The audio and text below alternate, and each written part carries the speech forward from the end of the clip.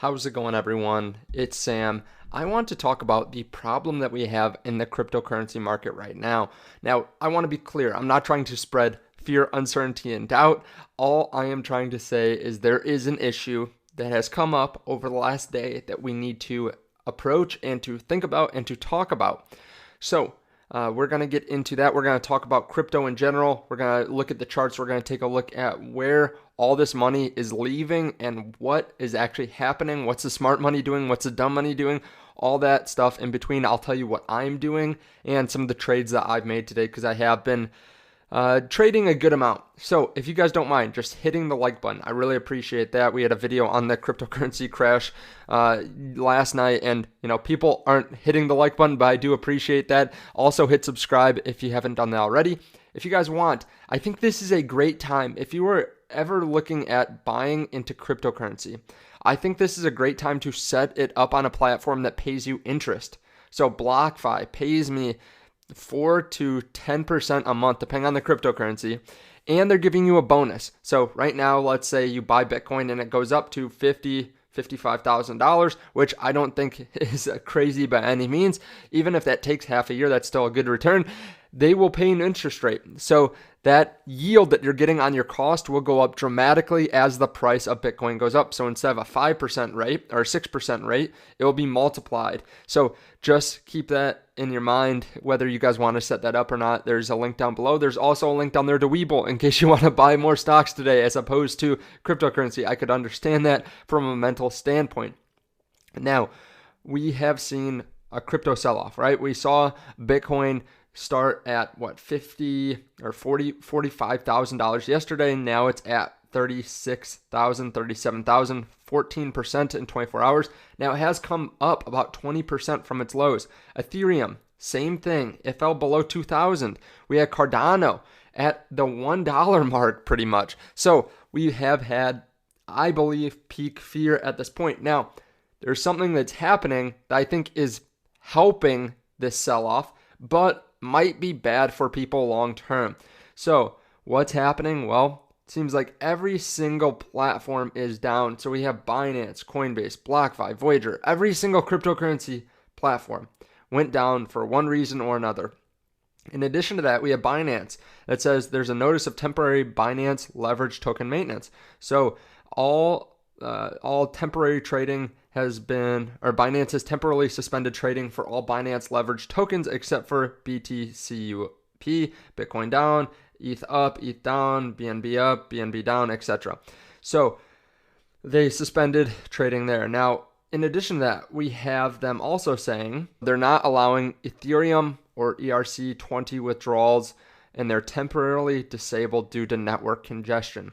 This is the problem I see right now, right? We see these platforms going down, which is not a good sign for people in the cryptocurrency space. We want them to be able to handle a lot of users on their platform at once.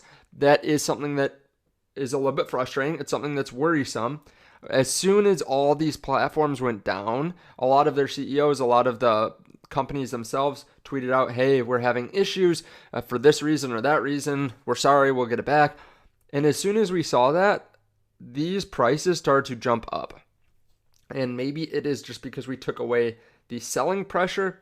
But really what's happening right now is we are having a lot of leveraged positions be liquidated. We have a lot of new money, a lot of highly leveraged money losing money right now, getting out of the market, getting margin called, and it's causing massive sell-offs. We are having institutions continuously buy. We had Michael Saylor today tweet out, entities I control have now acquired 111,000 Bitcoin and have not sold a single Satoshi. So obviously he is happy to continuously buy. He has people that are willing to continuously pay for him to buy more and more and more and more and more. And he is happy to pick him up. I believe everyone that I've heard that is really I would say well educated in the crypto space, they've been buying today. They've been buying, and a lot of the highly leveraged, a lot of the new money is selling or being liquidated. Now, we did have this post too to Bloomberg. There's just a problem with all these withdrawals. There's a problem with all these sites in general. And it's causing, I'd say it caused a little bit of a panic, but now that cryptocurrencies are moving up, I think it's causing less of a panic than what we would have seen if they kept on falling, right? We've seen that in the stock market where we have certain triggers that are hit, right? If we fall too much, then there's that stop where we can't trade for so many minutes, and it's not official like in the stock market, but it seems like that because we continuously see these websites go down, which is pretty interesting. Now, looking at Bitcoin overall, we have it at 37,000. We are below this 200-day moving average. Now, this is not what we want to see. This is a signal to a lot of people that we are entering a bear market.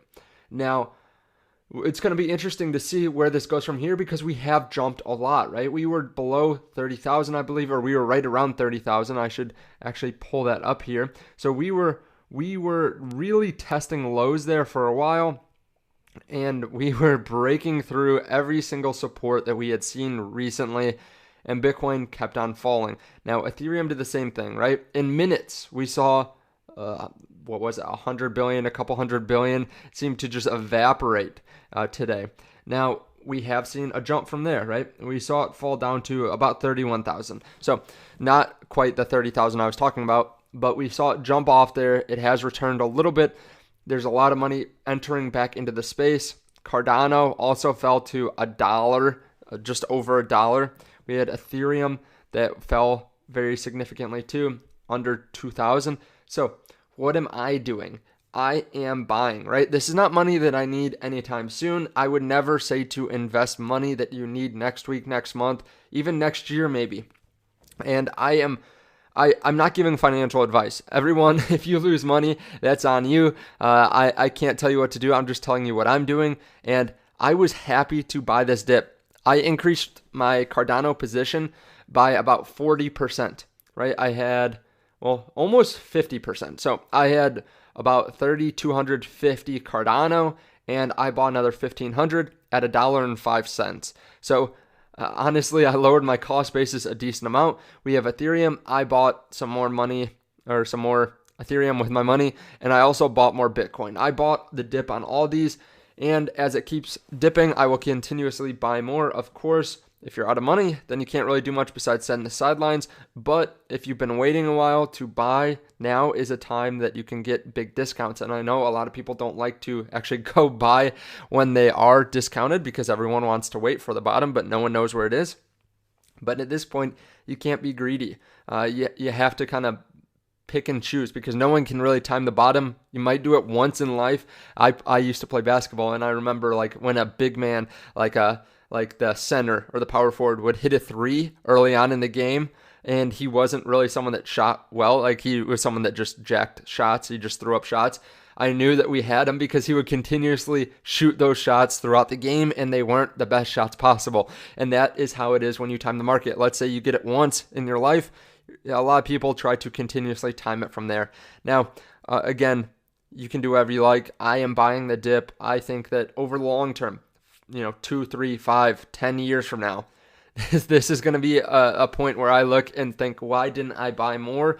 And at this point, I can buy more, but I've been putting a lot into the crypto space, so I am okay buying the dips as they come and not going all in and not being too fearful either. I am buying, and I will continue to buy as it falls.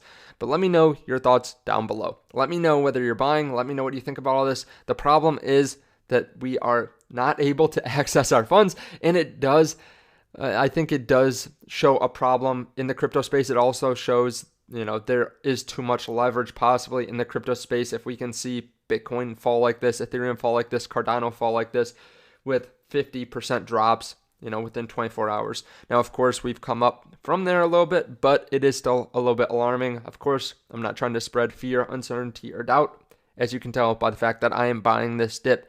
Thank you guys for watching. Thank you for hitting the like button. Thank you for checking out the video here on the end screen on 3 different altcoins that I think are great to buy during this dip, or 3 different cryptocurrencies, I should say, because hint, one is Bitcoin. I'll put it up on the end screen. Thank you for checking out the link down below to BlockFi and to Webull, and I will see you guys in the next video. Bye.